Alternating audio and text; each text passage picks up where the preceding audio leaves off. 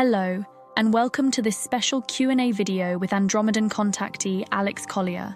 In today's video, we're sharing an exclusive sneak peek from the latest webinar's question and answer session. If you'd like to dive deeper and watch the full webinar replay, it's available for just $6.99 over at alexcollier.tv, exclusively for our community of truth seekers. Before we get started, we'd be so grateful if you could like this video, subscribe to our channel, and click the bell icon to get notified of all new videos. Your support helps spread Alex's messages from the Andromedans to more people around the world. And don't forget to leave a comment below. Whether it's your thoughts, a question, or even just an emoji, every comment counts, and we read them all. Your feedback and engagement really make a difference. If you'd like to show a little extra support, consider clicking the Super Thanks button, the heart with a $sign, to give a tip. Every bit helps us continue to bring you more content from Alex Collier. Now, let's get into this special Q&A with Alex.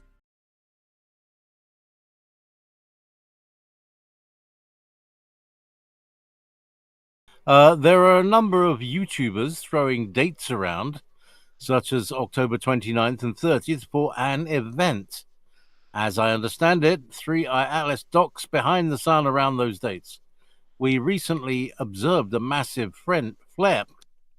from the far side of the sun towards Atlas, and wondering what your thoughts are. The GFL station on YouTube was also channeled, stating that ThreeI Atlas could trigger, quote, the event. We admire you and your team for all your work and follow religiously for reliable information. A big thank you from Amber Warren. Thank you, Amber. That's very kind of you to say so. There's no doubt that ThreeI Atlas is an anomaly.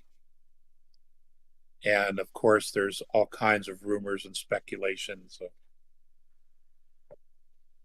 draconian, reptilian invasions and all this other nonsense. And that's what it is. It's nonsense. Something this large, does it trigger the sun? It is believed that it will, and it's believed that it has. What will it look like when it comes around from the other side? That's anyone's guess. Now, is this new? This ThreeI Atlas is not new. It's been traversing for quite some time. The older civilizations, star nations, know all about this thing. They have tracked it. It's on their charts. Maybe some of the newer civilizations, they're being read into the ThreeI Atlas, and their files are being updated because now they see it in real time passing through our solar system. And they're charting it, cataloging it. Many starships have been around it. They have used their technology to see in it, to see around it, to try to understand it, to communicate with it. For some star nations, this is a training lesson. For others, it's a first discovery. And for the older ones, older civilizations that have been aware of this and have followed it, maybe in other galaxies or throughout our galaxy, they're seeing an old friend. It all depends on the perspective of the consciousness that's looking at it.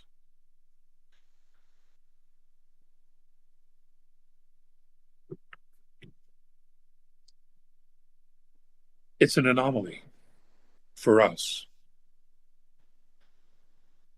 I don't trust the dates. Some people say it hasn't been through here for 1 billion years. How the hell would they know that? How would they know that? Is that their best guess? Because they don't know what they're talking about, most of them. For example, Antarctica. The ice is 20 million years old. Well, explain to me how Alexander the Great had maps of Antarctica without ice on it. Explain that to me. Okay, so you have to keep an open mind here. We don't know our history. It's intentionally been withheld from us, and everyone's giving their best guesstimate. Literally, their best guesstimate. So, and is it something to be worried about, ThreeI Atlas? No, I don't believe so. I don't know. A lot of things cause solar flares. They just do.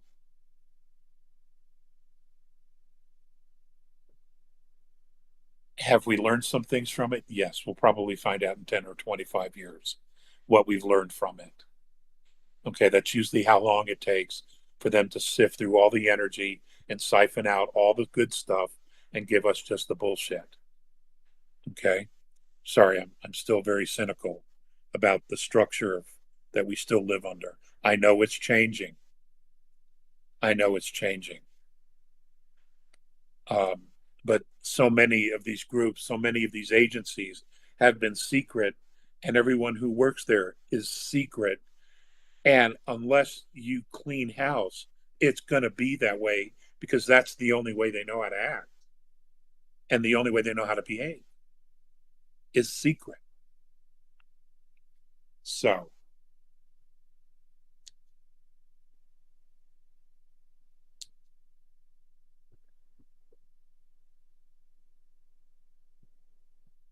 it's interesting. I've heard some commenters say that they're very alarmed that ThreeI Atlas doesn't have any living things aboard it, but yet there's plasma. There appear to be plasma consciousnesses within it that are running this machine, this ship, or whatever it actually is. And others again saying, well, we've been able to see through its field and see the surface of this thing, of this ship. And they're alarmed. Well, why are they alarmed?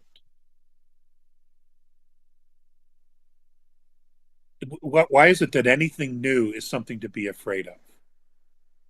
Why is that? Why is it we have to be afraid of something we don't know? You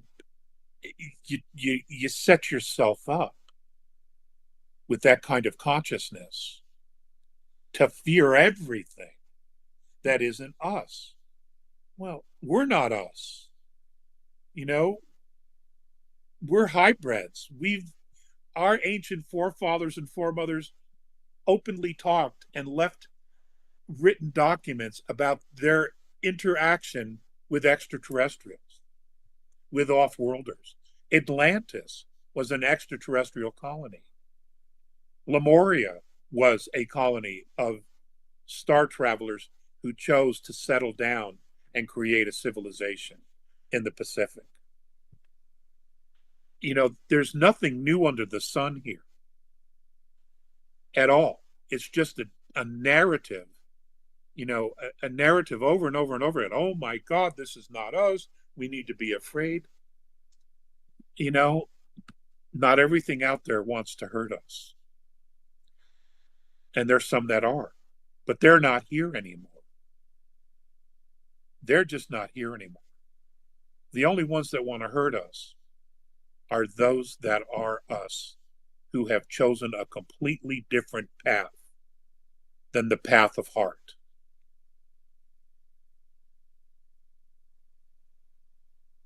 And some of them have to be removed from the equation because they have gone so far that they're simply not human anymore. They look human, but they're not human inside anymore. They're not. And I know some of you just don't understand what I'm saying, but there are others that are listening know exactly what I'm talking about. I mean, ladies and gentlemen, Elena talks about this, JP talks about this, Michael Sala talks about this, Billy Carson talks about this.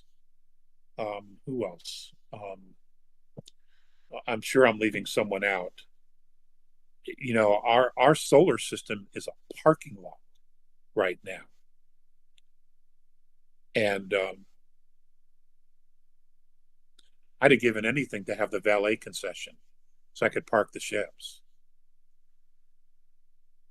It's nothing's from outside's going to come in here and hurt us. It's just not going to happen. All right. So whatever you hear in that regard is bullshit. Literally, it's bullshit. The danger is among us, and it's part of our own kind. Part of our own kind. That's what's left that has to be cleaned up. For the record. Okay? And it's being cleaned up. It's being addressed. It is, I swear to you, I promise to you, that it's being cleaned up. There's a lot going on. And this is why it is so important to ground yourself within your own soul, because that's where you're going to find the most reliable information. That's where you're going to feel the truth versus the narrative. And when you get to that place where you feel the truth because you are connected to soul and soul's connected to all, you will know what is truth and what is narrative. Many of you are already there. Most are not yet. They still want to go outside themselves for their answers instead of going within. That takes time. It just does. So, and that will be part of you guys that have already gotten that, stepping into your leadership, will be to share that information and to give examples and maybe show people how to do that, how to stop downloading all the noise that's outside of us, because most of it is just all narrative. You know, it's a program that's been playing to distract us, and it's been running forever to distract us from who we are, from settling into ourselves and our own personal power, to keep us off balance. That's what it's all about, the narrative, the noise, the external noise. It was to keep us completely off balance and outside of our personal power. They're such shitheads. They really are. God. You know? And and the more we were off balance, the more they fed off of us. You know? God. So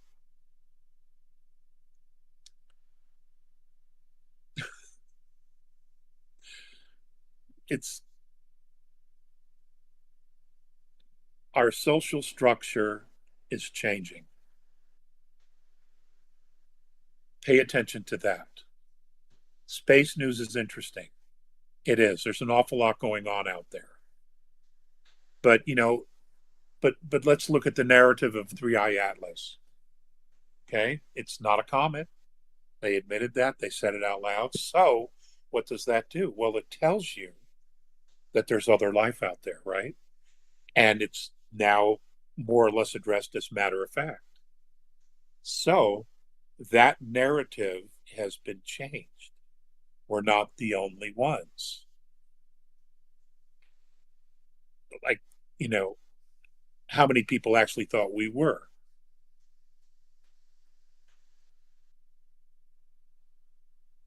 So now that has changed. Now we're not the only ones. So the narrative is changing. Okay. Which is interesting. Most people, it's very subtle. Okay, well, it's a spaceship. Wow, that's interesting. Well, yeah, and it's not ours. So what comes next? What part of that comes next? You have Elena. You have JP. You will have others coming forward from the teams to share their story and their interaction with Nordics and other groups and people, etc. Elena, it's Anunnaki and the Pleiadians. And then there's, my story. And there's others. There are many others that are coming forward now and sharing their story. The whole point is for where this ultimately is going is to open up humanity to the idea that we've never been alone. They've been here, both good and bad, have been here. We ourselves, as souls, have come from another realm, a dimension, to physically incarnate here in these hybrid bodies. Okay, so that if you take it all in context, we are extraterrestrials as well. And it would only be natural for us to want to get back in a starship and to explore the stars. That's where all this is going. But they're having to give it to us in slices, okay, a little bit at a time. Because of all the programming, because of the organized religions, all of those things that were designed to separate us from our connection to source and our connection to the stars. So all those things have to be put back in place. And it's going to be remarkable. Many people are going to be absolutely blown away when they find out who they are. And it's so much fun. It's going to be so much fun to watch them just like, oh my God. Yeah. Yeah. Each one of you are Skywalkers. Each one of you are Jedis.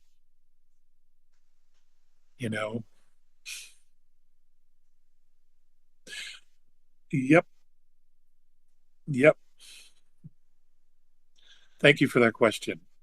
I took it a little bit further and made a right turn, but thank you for the question.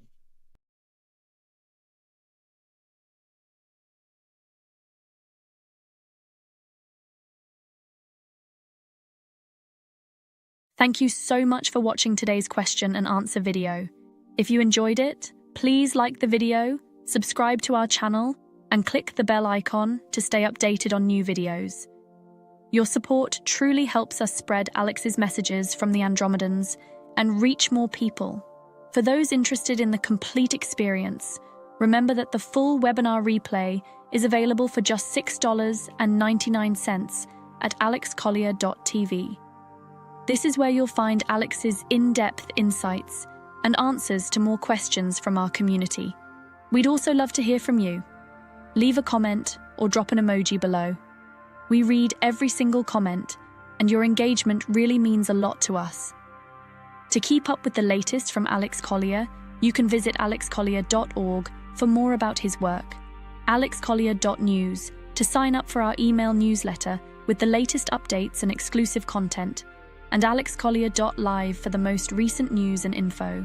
And don't miss our full library of over 250 past webinars on alexcollier.tv.